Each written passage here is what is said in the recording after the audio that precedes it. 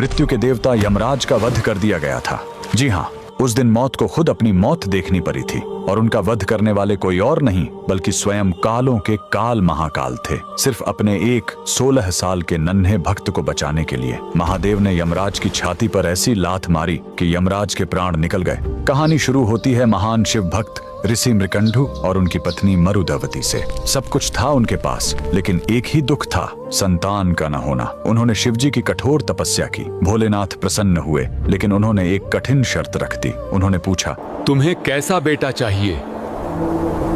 एक जो 100 साल जिए लेकिन मूर्ख हो, या एक ऐसा ज्ञानी बेटा जिसकी उम्र सिर्फ 16 साल हो? ऋषि ने पत्थर दिल करके कम उम्र वाला ज्ञानी बेटा चुना। घर में किलकारी गूंजी। बेटे का नाम रखा गया मार्कंडेय। मार्कंडेय बड़ा होने लगा, उसका तेज बढ़ता गया। लेकिन जैसे जैसे उसका 16वां जन्मदिन पास आ रहा था, माता पिता का रो रो कर बुरा हाल था। जब मार्कंडेय ने कारण पूछा और उसे अपनी मौत का सच पता चला, तो वो नन्हा बालक बिल्कुल नहीं घबराया। उसने कहा, मैं उस महाकाल की शरण में जाऊंगा जो मौत को भी बदल सकते हैं। वह घर छोड़कर एक पवित्र और सुंदर नदी के किनारे आ गया।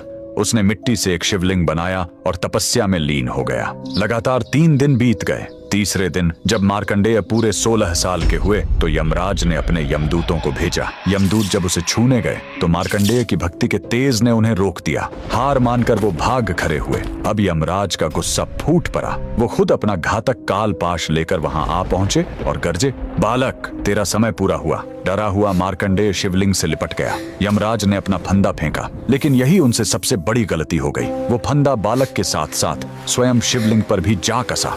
उन्होंने अनजाने में महाकाल को बांधने की कोशिश की थी। तभी जोरदार धमाका हुआ। शिवलिंग फटा और कालों के काल महाकाल प्रकट हुए।